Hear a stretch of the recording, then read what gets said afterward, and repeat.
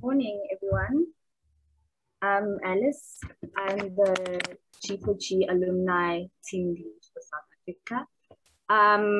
So today we have a jam-packed session with industry experts, and the panelists that we have. We're going to start off by introducing Nqobile Hlophe.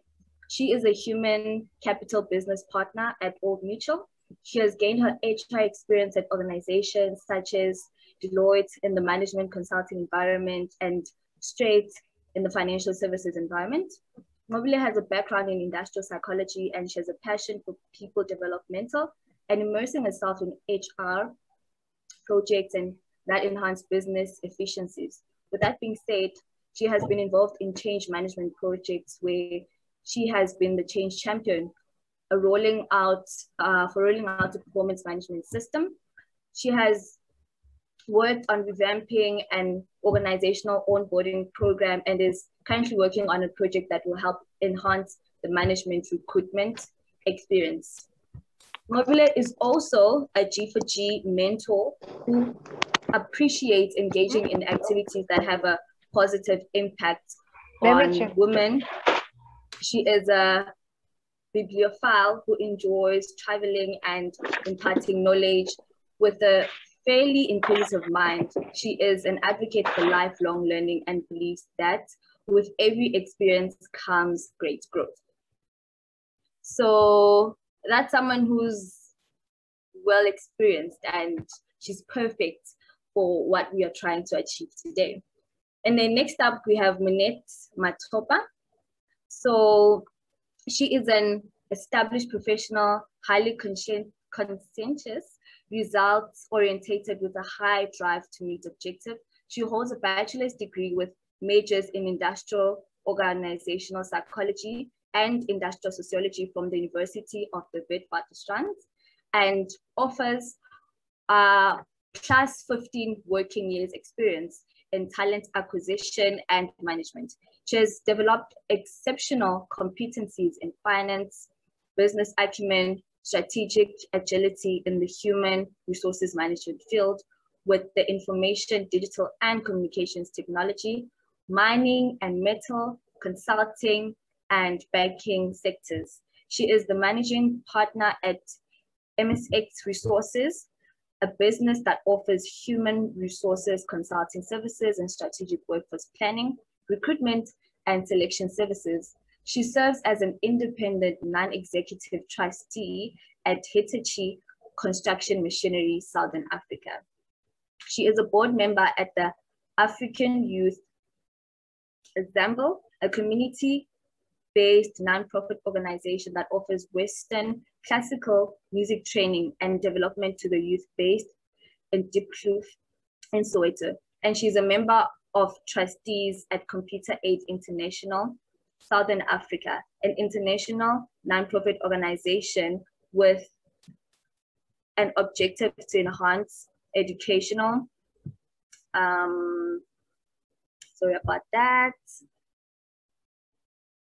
educational experience by donating computers, IT equipment from corporate and individual sponsors who help bridge the divide, the digital divide. She is inclined in continuing to learn the ropes, keeping abreast of the market and advancing key interests and passion of human resources in building the future talent in today's rapidly evolving environment. So that's Minette Matopa. And then we also have Val. Val is the director of sector programs at the African Leadership Academy. She was born and raised in the Western Cape, South Africa. She studied through the University of South Africa, where she completed a Bachelor of Administration and Development and a postgrad diploma in Marketing Management. Whilst working, she subsequently completed her PG, DIP, and MBA through Gibbs Business School.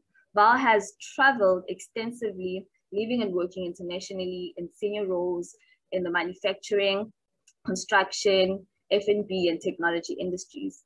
Val's varied work experience and skill sets has allowed her to develop strong leadership skills and created a deep understanding of strategic business, operational requirements to meet and align with the various stakeholders. needs. She is passionate about the African continent, people development, tech, and in alignment with this, Val is also the director of Project Girls for Girls South Africa, an organization aimed at empowering young women, and a director of the Segela Foundation, which is focused on supporting, sustaining, and enabling local communities. So that's Val. So those are our three panelists for today: Val, Minette, and Mobile. Over to you, Agashula.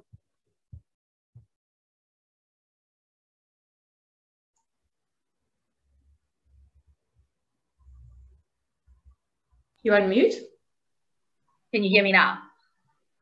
Okay, so Patience is running a little bit late, but we have a fourth panelist, Patience Motlana, I think is how you pronounce her surname. Patience has a broad range of expertise, including learning and development, assessment, strategy development, marketing, and communications. She has held senior corporate roles in marketing, learning, and development in organizations such as SAB, which is South African Breweries, Standard Chartered Bank, and Standard Bank, before joining Joint Prosperity, following a decision to shift gear into assessment and executive coaching. She is a registered industrial psychologist and ICF coach, and is passionate about leadership development, particularly on the African continent. She firmly believes that the development of human capital is central to the growth of this continent. So let's move on to our panel discussion. So for today's session, the key objectives are to discuss CV writing, as well as using online job search tools, and then finally, how to beat the bots, which are the artificial intelligence that is used in the hiring process when it comes to selecting, employees, and how that affects you. So over to Val, Monet, and Mobile. Can we discuss first what is an example of a bad CV in your experience?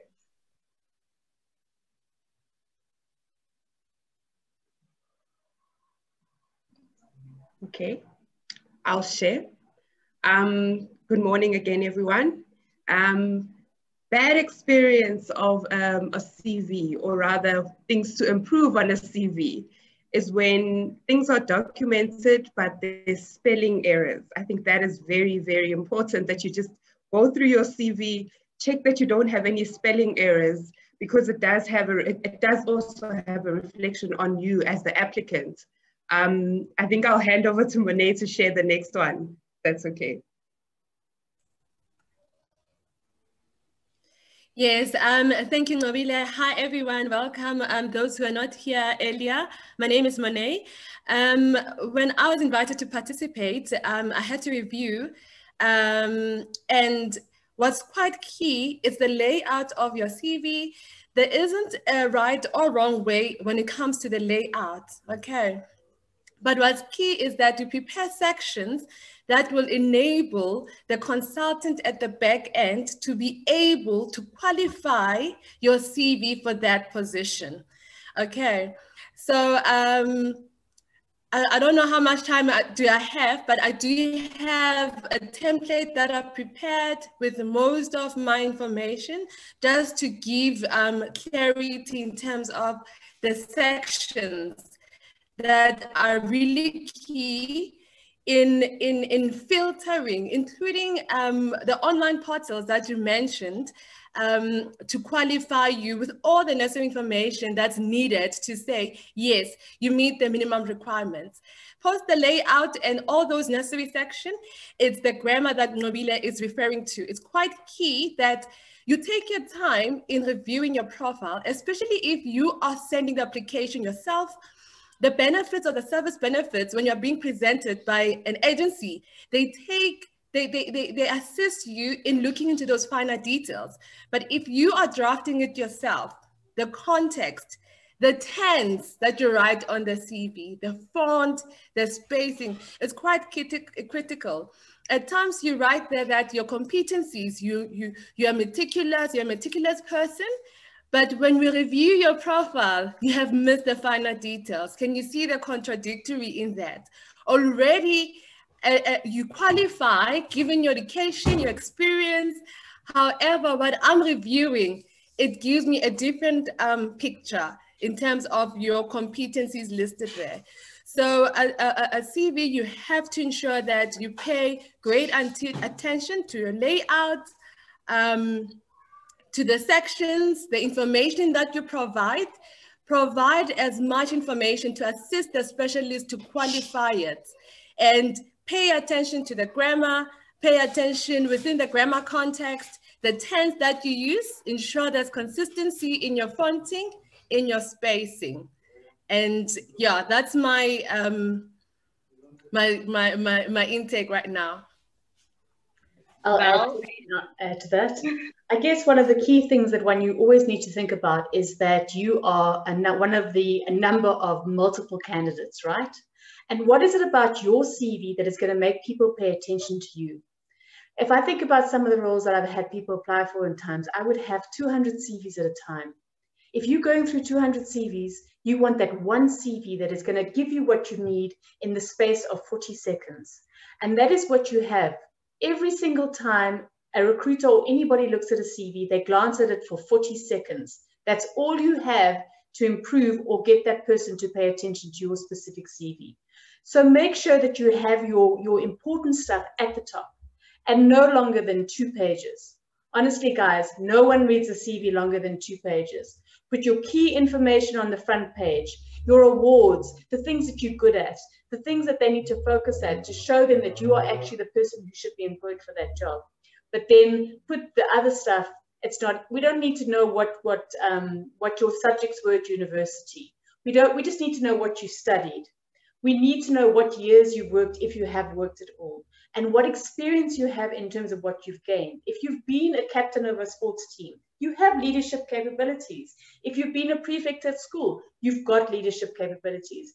Think about all the things that you've been really good at in your life and highlight those in your CV, especially if you're going into a role for the first time. But definitely no longer than 2 pages. That is key. Thanks. Patience, I have a question for you to follow up from what Val just said. So, Val, you said no longer than 2 pages. What are reference letters for?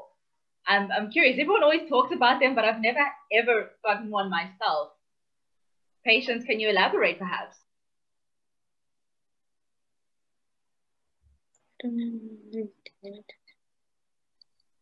Hi, sorry. Good morning, everybody. Just some context. I need context for your question. You ask about what are reference letters for, and you've never received one. Maybe just help me out with your question. So I've heard that, for example, when you've done working for perhaps G4G, maybe Val would give me a reference letter once my term has ended. And I'm not sure where I'd use that and how it could be useful as opposed to just putting Val as a reference with her contact details.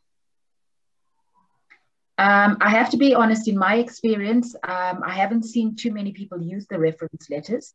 However, it is good. You can back up your reference letter if the recruiting individual calls you and says, do you have any reference letters, as opposed to just a reference, the references, the actual telephonic references. You can then support your application with the reference letters. But as I say to you, in the last couple of years, I haven't seen anyone present a reference letter per se. But yeah, maybe somebody else has had a different experience. Can I add to, with the reference question, Agahlula? Normally, on your application, I've also noted, going back to the layout that I mentioned, at the end of the sections, more often people do include contactable referees, and it's quite a delicate space. So the reference, they are normally affected post the interview. I tell you why post the interview, because we invite you for an interview. We will discuss that in our next session the following week. But as we engage with you during the interview, there will be question posed from an HR representative that taps into behavior competencies. So these will be questions like, you know, Give us a specific situation where you manage conflict management, and you will elaborate a story. You know, most of the time we say, tell us about a time when this occurred at your workplace. For students, at times, it's a project, you know, a part of a project team, how you interacted in that we collected. We contact your contactable referees. There is a structure that is followed more often, a template that is more often, but what we do is to contact your referees to substantiate what the information you've given us during the interview process, to substantiate the information you've provided, for example, in your CV. That would be your key responsibility areas. You find that at times people copy and paste, you know, you get a job description, but some of the tasks you haven't yet completed in that position. But what happens in your reference, it's more of substantiating the information you've provided. Is more of confirming your employment. For example, when we begin a reference, we'll ask your referee, did she work at that company? If the referee is still not there, you know, what was your position? Can you confirm her employment dates? What was the reason for leaving? What were the main responsibilities? So the reference is used for verification purposes. I'd like to add to that. See, your hand is up. Yeah, I think that, first of all, references are something that I would always just say at the bottom of a CV, available on request. I personally don't like, I will think it's a good idea to put anyone's names or references at the bottom of your CV. Sometimes what people think is that, you know, if we're going to contact your references and they don't even remember who you are, or they don't, you haven't spoken to them for a long time, so they haven't had any context in terms of what role you're applying for, the reference can actually go against you as opposed to in favor of you. What you want to be able to do is you rather say references available on request. If they ask for references, then you give people's names and then you phone those people and you actually ask them and give them a notice that they will be contacted. Personally, reference letters for me are very outdated. I wouldn't even look at someone's reference letter if it was attached to a CV. I don't think it's even worth considering. Thanks. I see Patience's hand is up.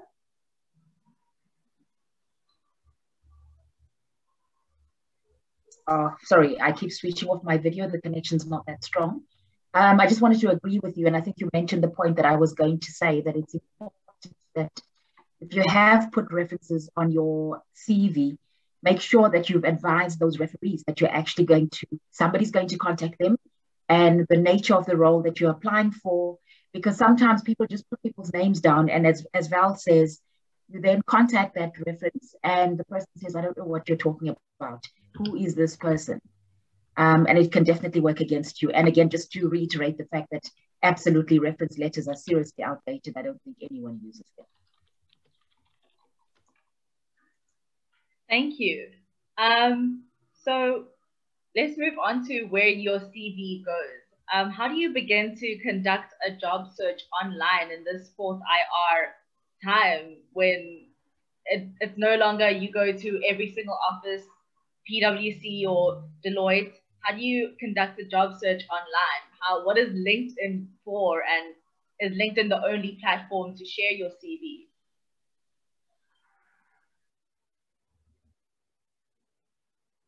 Ngobile? Okay, so the traditional way of doing job searching, of course, has come and gone. And a lot of the platforms that we have now, for example, your LinkedIn in particular, are very useful in how you put yourself out there for companies to sort of recognize you, but also for recruiters to recognize you.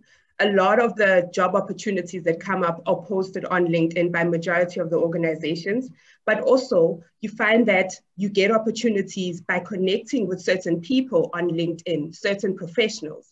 A lot of the recruiters as well are on LinkedIn. So it's quite a great opportunity for you to just connect. Make sure that your profile though is updated and is really a true reflection of what you have done and what you are currently doing in order for you to be recognized. Also very critical is really when you start approaching people, some people use the inbox to approach some of the people on some people on LinkedIn.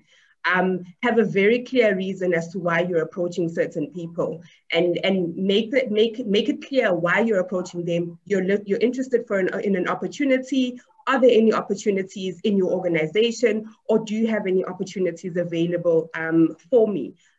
Make sure again that your profile on LinkedIn is very current, relevant to what it is that you're looking for, and just make sure that you again connect with the people that you want to notice you.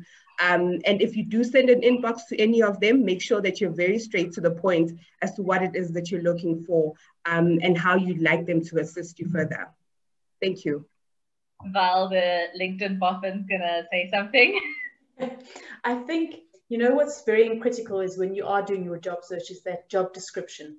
You really need to go through that job description in detail to see what they're looking for. So that when you are submitting that application, whether it be on LinkedIn or whether it be on one of their platforms that you have to apply for, use the words that they are looking for in the job description. Make sure your LinkedIn profile has those words, and make sure that your CV has those words and your application online has those words. So when the chatbots are looking for those words, it'll bring them up. If you are looking for a research assistant role, make sure that your CV has the word research assistant in it a few times. Really, it does sound like we're doing a Google search. Think about if you were doing a Google search and the types of words that you would want to be found for. Make sure that your CVs are full of those words and your LinkedIn profile is full of those words, because that's how you beat the bots, or that's how you match with the bots. Thanks. Does anybody have any CV related questions? I posted in the chat box asking, but I see no questions. Okay, Sylvia Bunabana, sorry if I pronounced it incorrectly, asked, how best can I write my CV if I'm doing a career change? Sylvia, would you like to turn on your video and your mic and perhaps give some context to that? Thank you so much. Sorry, I'm not able to turn on my video. My webcam is dead. But to give a little bit of context into that, I'm currently doing a career change, and last year I was doing some applications here and there. Previously, I'd been working as an administrator, and I'm sort of doing a career change into software development. So my question is, how best can I write my CV, especially in terms of transferring my experiences from my previous career line into the career that I want to get into? Can some of those experiences are some of those experiences transferable or not? And if yes, how can I be able to write my CV in that sense?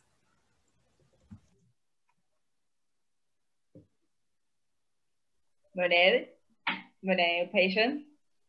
Okay, I'm happy to give it a shot. I think the important thing, sorry, I didn't get your name. It's actually gone off the chat box. But just to Sylvia, sorry, Sylvia, just to respond with respect to that, you talk about making a career change. So I guess my question is, are you just in the phase of studying, or have you actually got any experience in this new career direction that you're going for? The reason I ask that, because it is quite tempting to simply respond to a job application or to a post that is advertised in your new career, when in fact you have limited experience. So again, I think what is important to do is to have a look at what the content is of the job description, and then look at what your previous experience is and see if there's anything that actually is applicable to the new role. It is tempting to put all your experience when in fact none of it is relevant to the new role. So I think you have to look at your CV, or you have to look at your experience quite critically and say to yourself, in terms of a new role, i.e. the career change, which of the aspects in terms of my experience are actually relevant to this new role? And then only list those aspects. Because if you put everything else that doesn't apply, anyone looking at the CV is going to say, and then so why are you telling me all of this? That's not what I'm looking for. So you have to be very specific about which of your experiences are pertinent to the new role or career direction that you're looking at.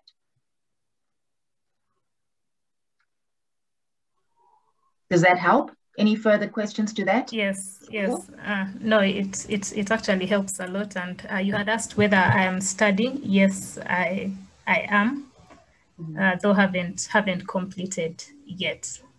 Yes. I think what might be useful for you, considering that you're making a career change, try to see if there's any way you can get some sort of exposure, work experience. So on the job, I mean, it doesn't have to be paid employment or anything, but do try and get some level of experience so that you're able to add that to say, I did a 2-month stint wherever, even whilst you're working, because that will add in terms of your experience.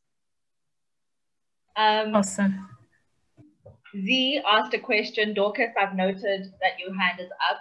Z asked, how do I choose my references? I know I struggle very much with choosing them. Monet Ngobilet, Val, do you have anything to add to ask, say?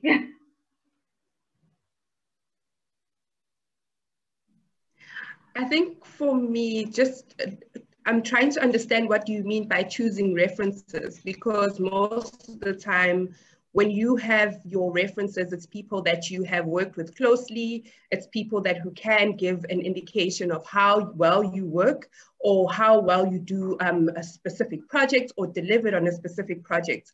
So it's ideally someone who knows you well enough to give information on how well you have delivered on something, as well as also someone who can also remember you and that you potentially do still have contact with, that you're going to put as a reference on your CV. So that's the direction that I can give to that question, to hopefully give some guidance, and I hope that helps. Dorcas Makoba, I think that's how you say your name. Would you like to turn your mic on and your video and ask your questions? Hi, thank you. Thank you, ladies, for sharing. This is very, very insightful. The question that I have is something that has been troubling me and I think has held back my getting opportunities, I guess. My education background is, say, in accounts. But then most of the experience I have has been in general management, handling operations of different things.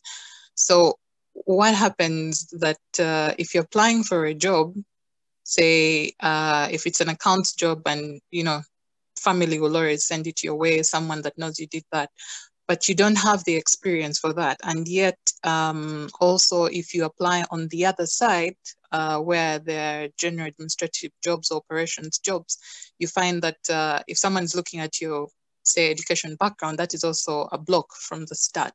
So how do you handle such a situation?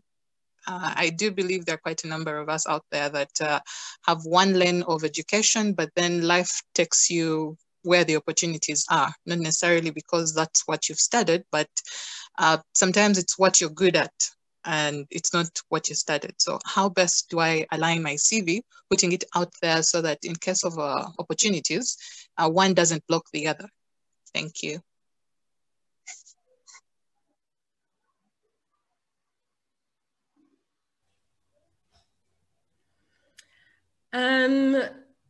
Dorcas, just to ensure I understand your question, is that you are a general manager, you're a qualified accountant, or you've studied the accounting field? Yes, take for instance, both my bachelor's and my master's are in accounts, accounts and finance. But my work experience, take for instance, if I could just, if that's okay, I was an accounts and administrative officer at some point. Yes. Then I, for a very long time, I've been doing, say, lecturing, but then on top is, say, an academic registrar, and I was handling a whole process line of things from handling general issues to managing issues. So literally, if I could blanket it somewhere, it's under management, necessarily accounting. And recently, I think I was managing a project. So how best would someone align what they are doing vis-a-vis what they've studied to not to get, I mean, yeah, sorry.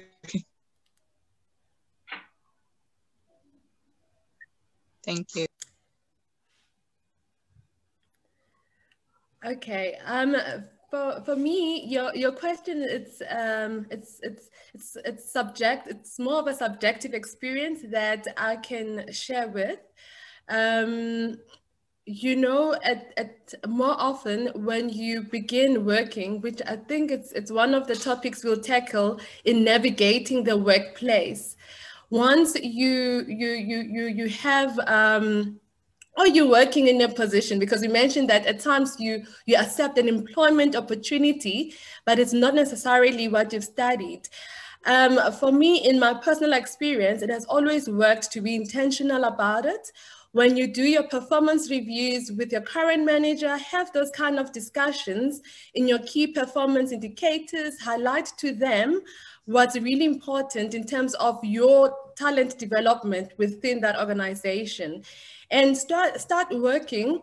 I know in theory, some organizations don't offer your individual development plan, but it's something that you would need to, it was something that just you have, if the space allows, you need to start having those conversations with your manager and see how you can work around it. I'll give an example. When I began working in the HR field, I didn't necessarily move into an HR position when I started a decade ago. But I accepted a graduate development program, and I began being intentional 2 years later, you know, firstly, by proving that I'm mastering the work that I'm doing. Then from building relationships with the line manager, you know, building relationships with the HR department, once I was completed with my work, then I was allowed to volunteer with the backlog from the HR department. And then that was a platform for me to showcase my educational background, for example. And they often say opportunity meets preparation, you know. So as I was getting more experience in that space, when the vacancy became available, then at that point, my manager was able to work collaboratively with another department to recommend me as an internal applicant. So I don't know how your organization space works, but I know most organizations, they support career mobility or talent mobility. They have different names for that, but the talent or learning and development manager, they often consider skills auditing. What kind of skill sets do we have within the business? What is the gap? Who has these kind of qualifications? But if you often put your hand up, you know, and your manager, you're always at their door to say, look, I'm delivering in this space. Do you recall my individual development plan? How are we tracking? Look into training initiatives. Is there any training that the company is offering that will speak to what I've studied, and they can start developing me into that career path? So it's one of the approaches, and yeah, I think that's my take when it comes to your question. I have a question regarding conducting job search.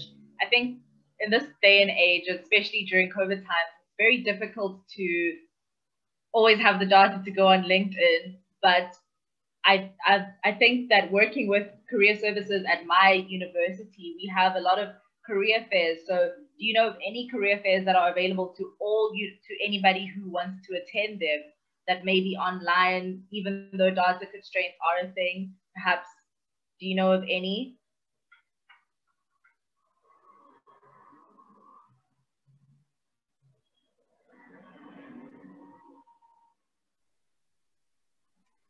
Sorry, I missed the last part of your question. You said you talked about career fairs and you talked about job search. Sorry, the last part of your question was? Do you know of any career fairs that are available to everybody to attend, that aren't exclusive to a particular institution? Personally, no. I think most instances, the career fairs that I know, they're usually run by universities, but there is an organization called SAGIA. I don't know if any of you has heard of SAGIA or SAGIA. Yes. So I think maybe if you can look at the SAGIA website and have a look, because a lot of organizations subscribe to SAGIA. And then through that through their website, I'm sure they will advertise career fairs on behalf of certain employers, and they themselves do hold a massive career fair. I think it's in November of each year. So maybe just have a look at their website. So it's SAGEA. I can't remember for the life of me what the acronym stands for, but that is one useful place to look. Thank you, Patience. Does anybody have any further questions that they want to pose? Please turn on your mic and your video and ask the question.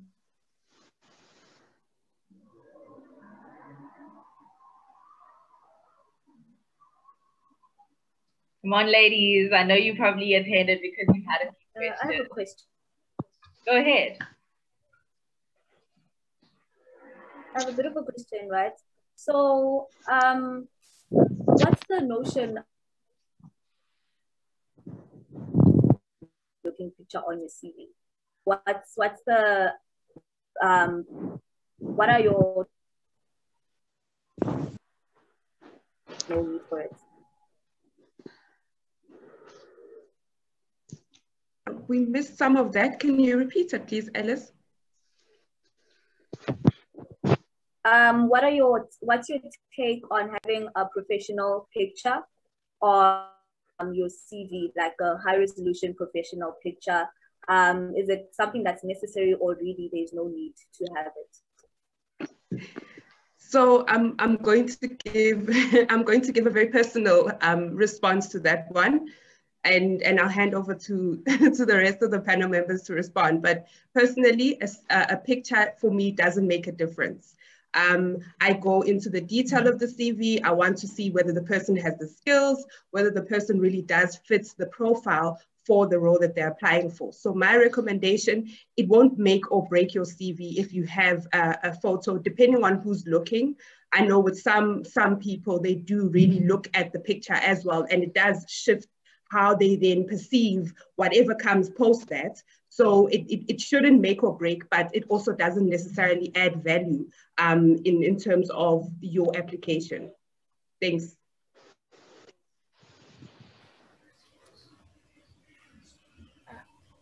Maybe just a follow-up question on that. Val mentioned at the start that generally employers or recruiters look at a CV for about 40 seconds. Maybe just to ask, what sections do they look at? Is it the particular section, maybe experiences or skills, or do they just look at the first page and that's it? What particular sections do they look at? I'll talk to that one. They look at education, they look at your career and your dates of your career to see if there are any gaps. Unfortunately, that is still a practice, which I think is ridiculous, but people do still do that. But your education and your career path, and then what you are, that sort of introductory paragraph for me is also quite an important one. I'm always interested to see how people describe themselves. I think what you can really make an impact in those first few lines, just saying what it is that you're interested in, what are you looking for, and why we should look at you. I think in terms of the photograph is such an interesting one. I know that many people have different ideas about it. Personally, I love a photograph. I really do. It tells me something about that person. And it makes your CV stand out from the others. That's the thing. Otherwise, you're just looking at pages and pages. And I'll keep saying that. What is it about your CV that is going to make you stand out from everybody else? Remember, you are, amongst many applicants. Thanks. Margaret, you have a question? Yes, thank you very much, everyone who has spoken. I wanted to ask about the education. When you state the bachelor's or the master's that you've attained, do you think it's relevant to include the title of your thesis? I think only if it's relevant to the job you're applying for. if you think that it's going to be something that people will actually, like if you are a thought leader in your field and the role that you're applying for is very relevant to that, then yes, include it. Brilliant. Thank you so much. Val, so LinkedIn, it is paid features on LinkedIn. Is it worth it to pay for the extra features on LinkedIn? Personally, I don't think you need to. I think you can be strategic about using it without paying for it. I mean, you do get a free month. Use that free month, especially if you you know, are using it a first-time user. Take advantage of that free month, only because it gives you some good companies. It refers, you know, the bots refer you to companies that you might be interested in. It looks at your CVs and looks at what kind of jobs you might be interested in. So that's useful. But no, I don't think you have to pay for it, but I think you've got to be very strategic about how you use it. Connect with people, follow the companies that you want to. I think the thing about a job search is that you've got to be very strategic about your job search. Think about the type of companies you want to work for, identify them, and then follow their career pages, follow them on LinkedIn. Keep looking at those jobs that they're advertising. See who you know, especially at G4G. If you think about the G4G network, everyone knows someone somewhere. So use your network. If you're interested in joining Microsoft, find out who knows somebody at Microsoft. Look on LinkedIn who's connected to them and say, could you do an introduction for me? You know, it's all about relationship building, honestly. Sometimes the relationship building or that referral can actually help you beat the bots. Thanks, Val. That was very insightful. Margaret, you have another question.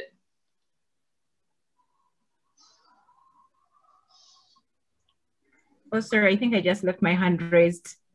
Oh, okay. I'd like to just address Miriam's question there about ID number, gender, age, Christianity. Please do not put any of that. Not your address. The only thing they need is your telephone number and your email address. Nothing else. Nothing else, guys. Besides the privacy rules, it's actually a security risk more than anything else as well. Please do not put all your details on your CVs. Speaking of security risk, Val, there's a lot of job search websites and all those things. Which ones do you not recommend we use? I can't say that I mean, for me, LinkedIn is probably the one, I've got to be honest, that is the most useful. I found my last 3 roles on LinkedIn. And I know all the recruiters I know actually search on LinkedIn. They headhunt on LinkedIn. The others, the PNets of the world, I mean, I guess the more platforms you're on, the more chances you have. You know, there's nothing that I've seen that is dodgy or one that I wouldn't recommend. I'm not sure if any of the other ladies can speak to that. I think just to add to that, I guess a lot of the typical sites, so you talk about PNet, you talk about LinkedIn, there are a number of sites there. I think you have to be discerning as an individual to say, when you find these odd jobs listed wherever, try and find out as much information as possible. If there's no contact number, there's very limited information, you have to be discerning and say to yourself, is this legitimate? Because people have been caught out. So stuff that appears, I think, in the newspaper, stuff that appears maybe on junk mail, I would just say to you, just be cautious, because you never know. But the onus is on you, even however desperate you might be. I think the onus is on you to really establish, is this a valid opportunity or is it just somebody trying to scam you? Again, I think Val says that you never need to pay anyone for a role. So the minute someone starts to ask for money, you have to say to yourself, that sounds a bit dicey. And that's the opportunity, I would say, run as fast as you can. In the opposite direction, mind you.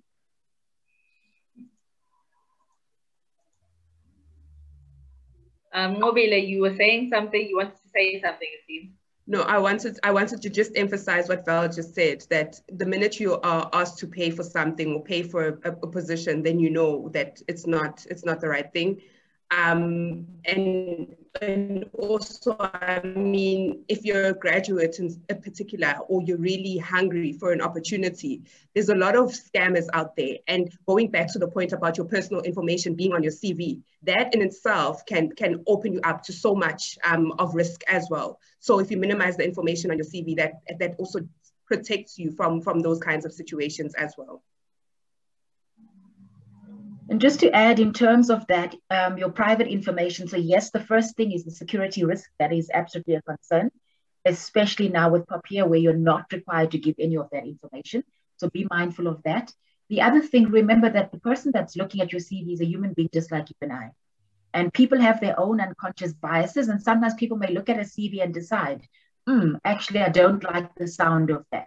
There's lots of isms. So there's ageism, there's all sorts of isms. So just remember, sometimes people want somebody really young, sometimes people want be very concise in terms of the information that you convey. What is the role about? To what extent do you satisfy the requirements of the role? That's what they need to know. The rest, they will establish when they interview. You don't want to cancel yourself out in the beginning. Tanzia, you had a question. Yes, I do. Hi, everyone. I apologize. I was a little late, so maybe the question I'm asking might have been answered.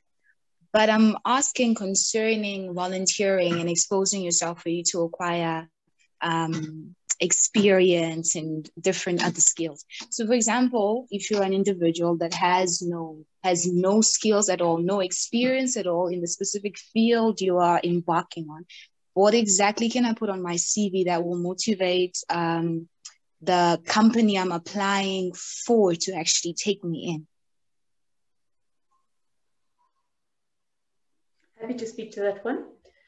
I think what you always need to think about is whatever role or whatever activity you're engaged in, you are actually gaining skills. And you might be gaining skills you're not even realizing that you're gaining. For example, good communication skills, attention to detail, possibly leadership skills, possibly within the role that you've been volunteering in, you've been leading something within that organization in some way. Think about your computer skills that you're gaining. There will be multiple things that you might be learning that you're not aware of. And so once again, I always go, think about what the job that you're applying for, what they're looking for, and try and think about how you take what you've learned and how you match that and highlight that in your CV. And if you're not sure, ask for advice. I mean, and this is part of what this forum is about. Any of us ladies would be more than willing to sort of have a look and see how we can guide you. And when we go into the breakout rooms just now, maybe it's a good talking point to discuss what you'd like to or show what you would like to try and do. Just one more question before we go into the breakout rooms. Sylvia, do you want to ask this on video, or actually let me just say it. Sylvia asked, to what extent does an employment gap in my CV affect the possibility of being shortlisted for a job? Oh, there. Okay, Patience answered it. Okay, so if you have any targeted questions or more personal questions regarding your CV, we're about to go into the breakout rooms. Alice, if you could just do that for us.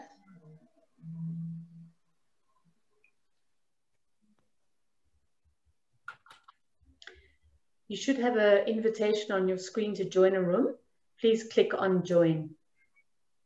Before we break out, can I ask a question? Go ahead, Margaret. Yes, thank you very much. So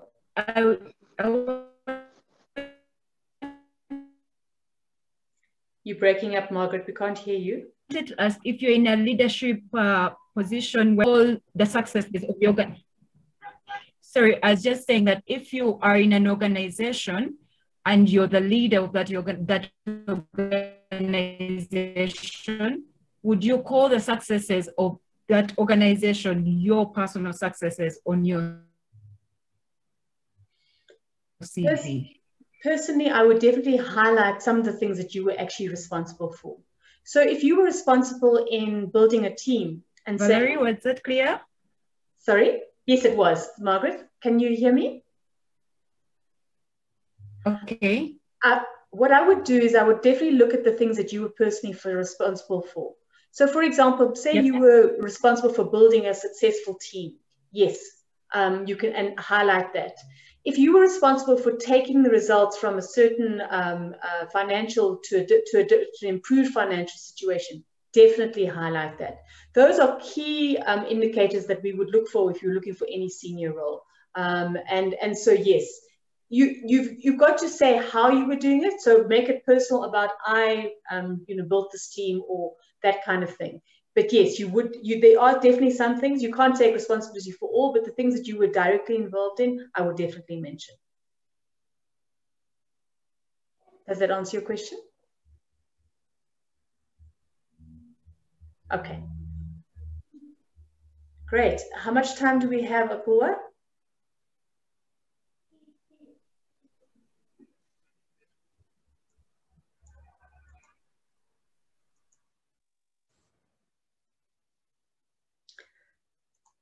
Hello, everyone. Hello, Valerie. What sort of questions? Would anyone like to put up their CV and we can have a look at it? Or would you like to just answer questions? What would you like? How would you like to have the session?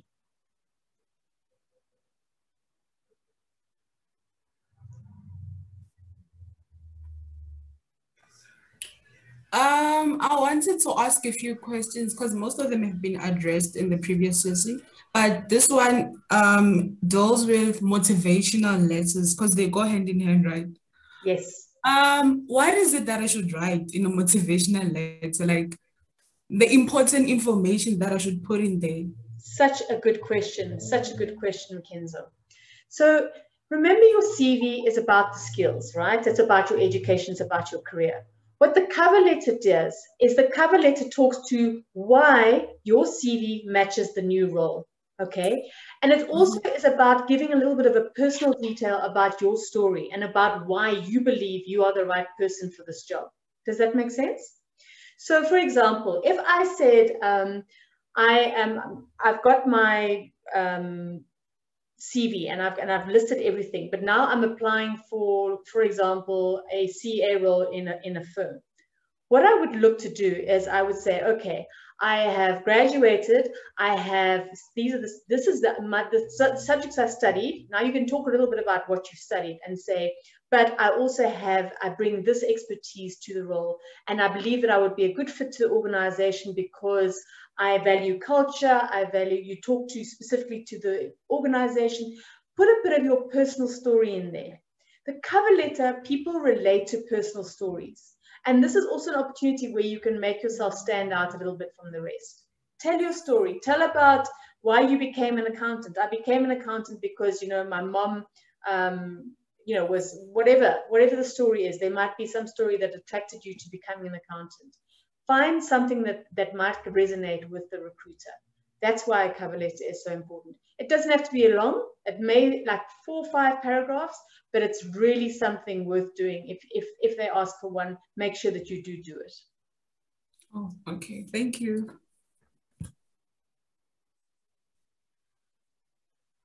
Anyone else? Would anyone like to show their CV and we can have a look at it and comment on it?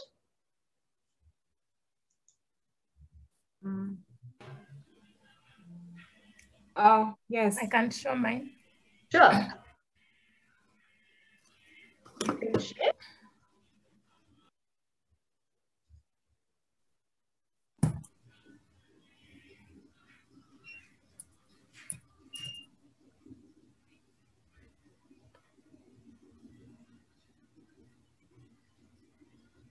Are you able to share, Sylvia? Oh, there we go. Okay. Right. So Sylvia, my first comment to you before I even looked at anything was, it's too long. And I haven't even paged down. I immediately looked at one of 3 pages and I thought, no, it's too long. Okay. So okay, awesome. That's why we're here, I guess. Yes. What you really want to do is the personal statement that you've got there, That would be something almost that could be reduced to 2 to 3 lines, okay? And what you could take some of that content and put it in your cover letter. So that would immediately reduce some of that content there, okay? Let's keep paging down.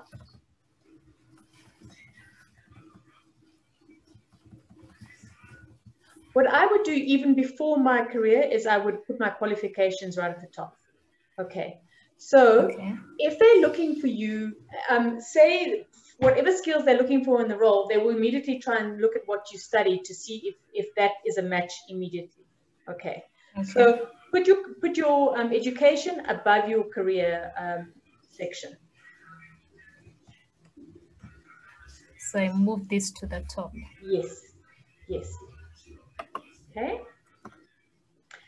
Then let's go back up again. Sorry.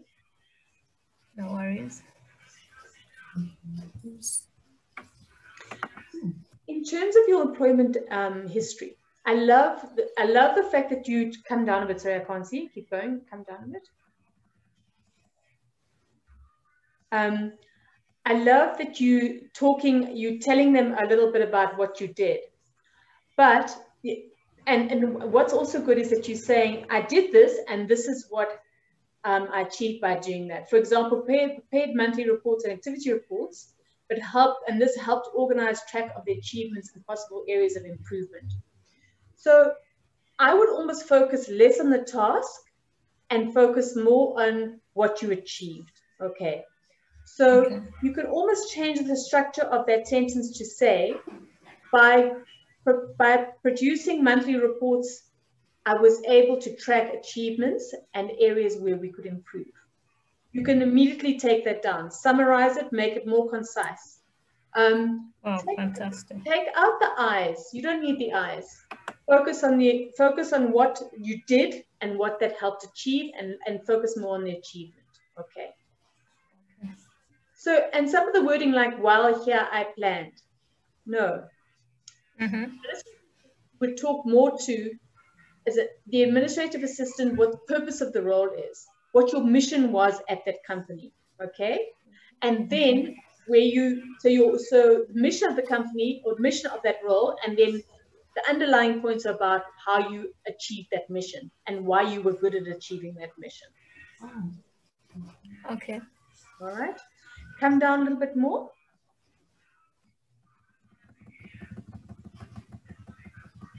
So now think about the role that you're applying for. The way you've done it in terms of dates is correct, so that you have your most recent experience at the top and your other experience behind, at the bottom. Okay. For example, I see here with intern at Bacasa and the part-time research assistant, they kind of ran concurrently, but you were the part-time research assistant a bit longer. So put that above the intern. Okay. Okay. Yeah. Come down to the skills. Right. Now the skills are important. Okay. The skills are also what they will be looking for as part of your education. You'd almost want to move that up in the CV as well. So education, skills, you can almost make them 2 blocks right next to each other if you want to, or just underneath each other. And then the career experience is about how you've actually applied those skills. Okay. All right. So education, skills, and then the experience comes after that. And of course that first few lines giving that header of why they must employ you, why you are. Yeah, definitely. Okay. Come down. Let's see what else you've got down on there. Okay, conferences and travel, not relevant at all. Not relevant. As we mentioned, take out your referees, put references on request. Okay, and come down certification. Is that something that is required in Uganda, the certification? Otherwise, I would take that out. Not necessarily. No, not at all. Not at all.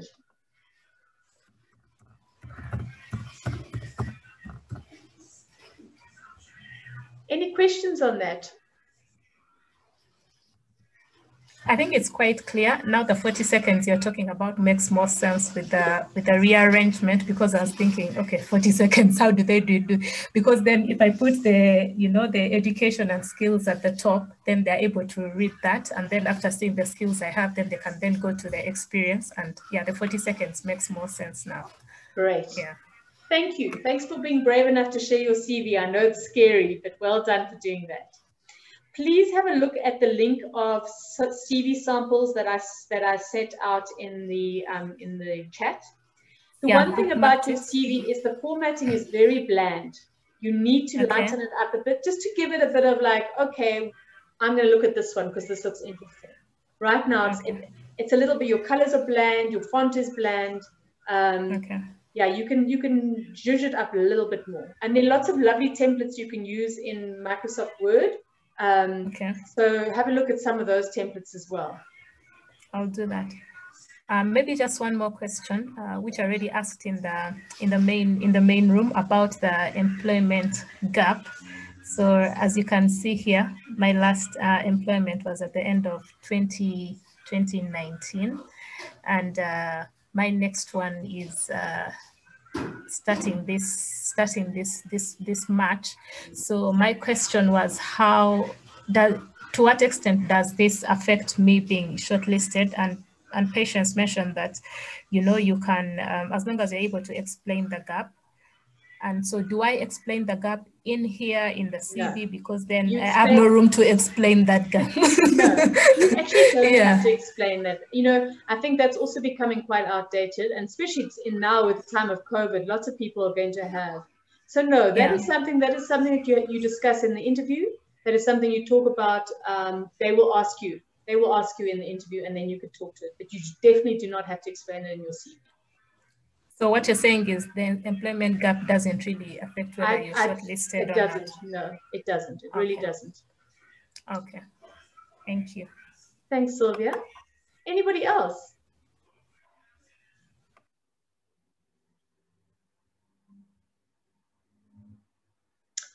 Any questions about... lovely, Regina. Yay. Okay. Let's go. 2 pages? Nice. Well done. Okay. I'm a dynamic professional. Hold on.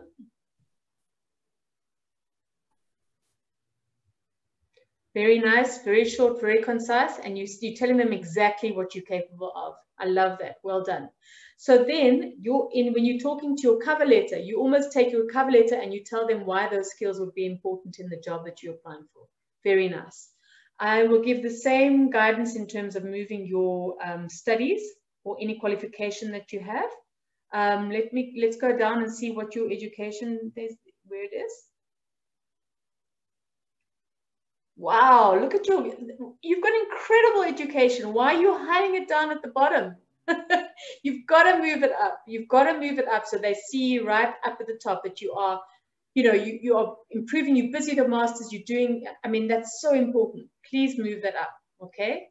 Have it right at the top. Like I said, education and skills, right at the top.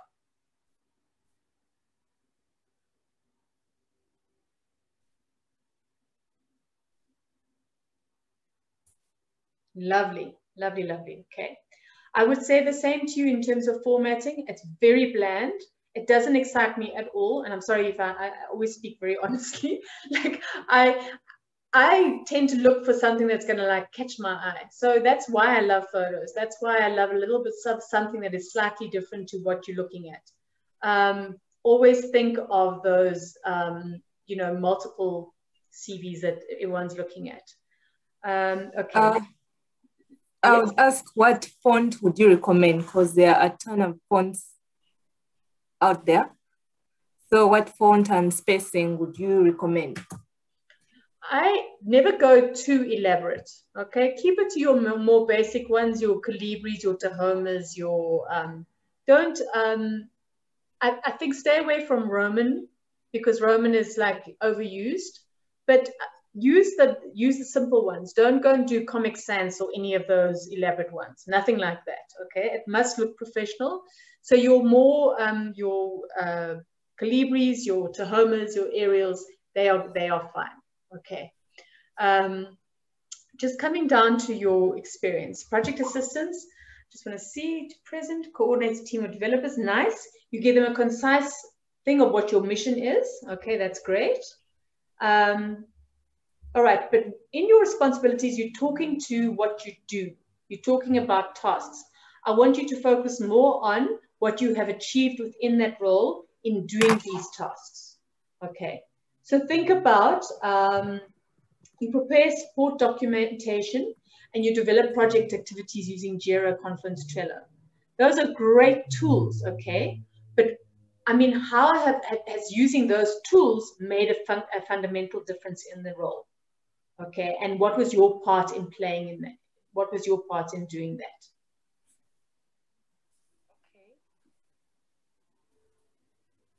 Track change requests and manage the implementation. Yes, that is a standard part of any thing, but how did that make a difference? What did that do in terms of adding value? What was it that you were doing in your task that was adding value, and why was it important?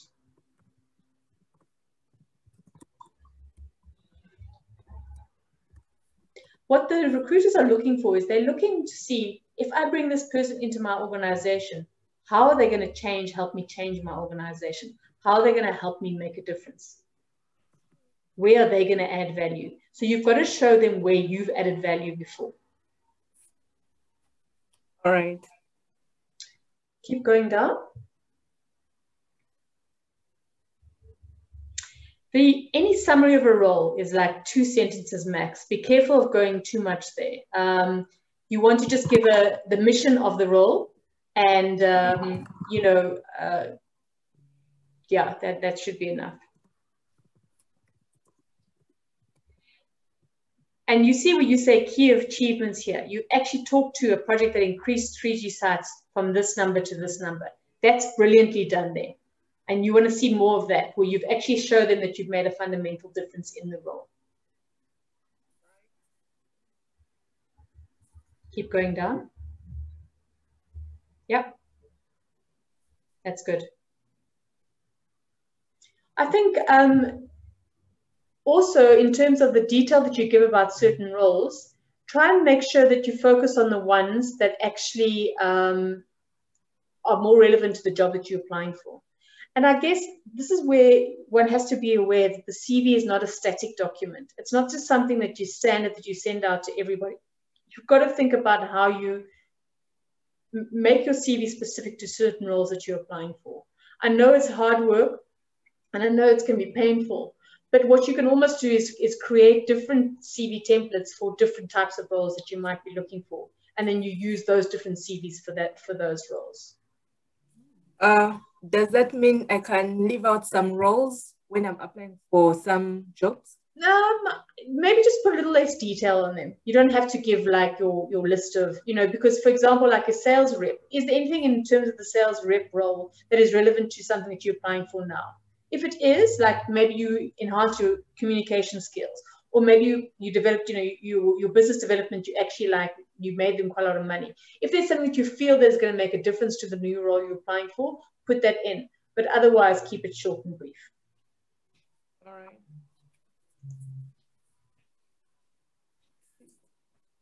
Yeah, that's it. Thank you. Well done. I just want to see how we're doing for time. I'm not sure if we're supposed to, sorry, hold on a moment. Okay, I just want to see how much time we've got left. Any other questions?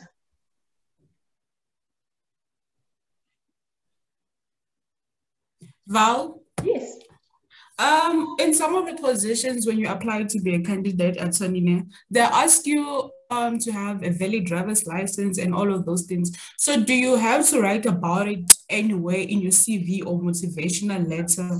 No, you don't. No, you don't. That is also something that if they ask you about it, they'll ask you about it in the interview. And then when they ask for your documentation, you'll have to probably supply your documentation, you know, for the role. But no, you don't have to mention it in your CV. Okay, thank you.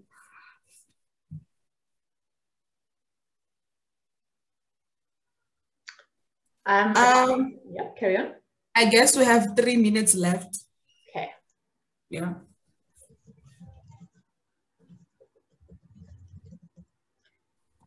Anybody else? Any questions? What about actual job sites? Is there any questions you have about job sites and what you should put on those? I think what I would say to that is that always make sure that your CV is in line with what you have on your profiles. Like, don't have a different stuff to what you put on your profile to your CV. Please try and keep them consistent across the various platforms. Okay. Just one question about job search. The issue of work experience.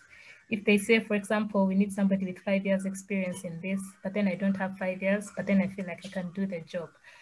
If I apply, to what extent do recruiters actually consider the work experience that they've stated on their job advert? Sylvia, that's where your CV, your cover letter becomes important, because you'll have to explain to them why you would be suitable even though you don't have the experience. And that's, you know, because that will be a key thing that will be obvious on your CV, that you don't have the experience. So use the cover letter then to justify why you would still be suitable regardless, and why you believe you could do the job. Okay.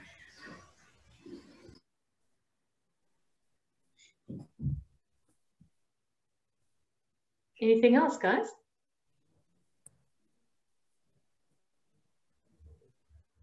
I hope this has been helpful, and I hope that it's been what you needed. Please, if you would like to reach out to me for any advice or any guidance, you are more than welcome to do so. I'll put my email in the chat. Any advice on your CV, on your CVs, please reach out. More than happy to help you if you do need help. And even if it's prep for a role, if you're just like, you're needing, like, there's an interview coming up and you're nervous about something, and you're unsure, please just ask. All right. Awesome. Awesome. Thank you. Cool. I think we're going to go back to the main room. See you later. All right. Later. Lovely to meet you all. Lovely to meet you, Val.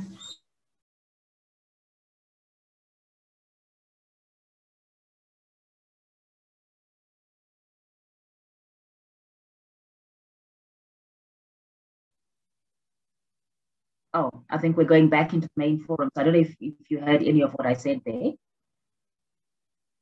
I heard, I think, most of it. Okay, no, that's fine. Sorry, I just noticed that we'd just been muted. But yeah, I think it's great to ask questions, but make sure they're relevant to the discussion that you're having or to your research. Don't ask something where the answer is so obvious and they think, oh, well, she's just asking for the sake of asking. Oh, okay. Okay, I saw that Val was taking us back into the main room. So I think we had about 59 seconds. And I'm sure now much less than that. So I'm sure we'll go back in. We're back in. Thank you. I think that everybody got an opportunity and everybody's back now. It looks like we're all back.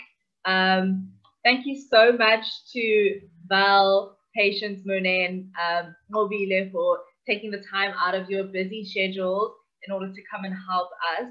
I will be staying behind afterwards, after 11:30, to collect any further questions that you may have and then forward those to the panelists. Please note that this event is part of a series. It's called the Working Woman 101 series, and the series will end on the 27th of March. So next week, Saturday, we have another session. This recording will be shared. Thank you, Val. And so next week's session will be on interview preparation. So if you could please come dressed in your interview workwear, how you dress for an interview, and prepare any questions you may have. We will be doing mock interviews in that session, and we have more speakers lined up, more panelists lined up for next week. Thank you so much once again for taking the time out of your day. And thank you to everybody who came. I really hope that you learned something. And I will be sharing an email. I will be sending out emails with an event review. Please complete that so that we can make our events better.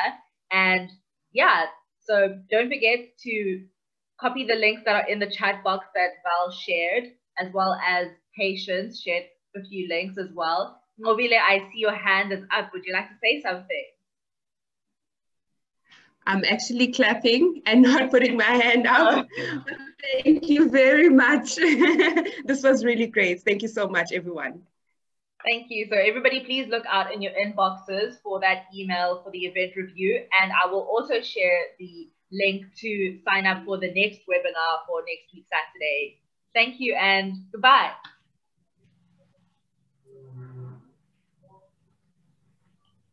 Thanks, everyone. Have a good Saturday. Thank you, everyone. Cheers. Bye. Bye. Bye. Thank you so much. Have a good afternoon or good morning.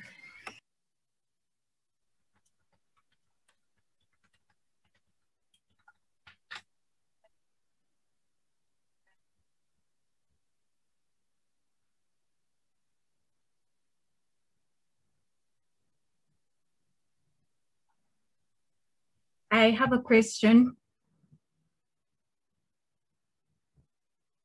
Marisha, Margaret, I have a question. Go ahead. Yes, thank you so very much for giving us this session and also for the breakout rooms where we got an opportunity, or I actually got an opportunity to share my CV and I got very useful feedback. So thank you for that. I have a question. I have some friends who wanted to join the meeting, but they registered and they couldn't find the link. So at the time of registration, I just did a screenshot. So I remained with the link in my screenshot, but that link didn't come to the email. So that's why other people would have loved to join. They did register, yes, but the link didn't come to the emails and they were not able to reach, like to trace it back. So sorry about that, Margaret. I'm not sure why that happened. It might have gone into their junk mail. Sometimes when people register, the email that goes out sometimes goes to junk. So that might have been what happened. But we will be sharing the recording, so you can share that with them as well. But please ask them to join us at the next sessions if they want to. Okay. Thank you very much for that. And I wish you a good time. Flowers. Keep well. And to you. Yes. Oh, yes. I wondered, are we having a new link for the next session? Yes, there's a new link for the next session.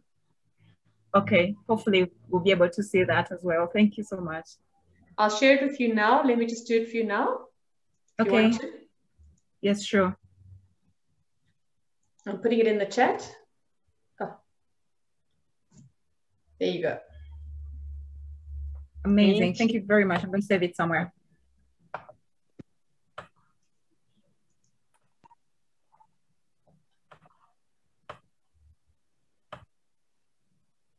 At same time? Yes, same time. Right. Oh, okay, sure. Thank you.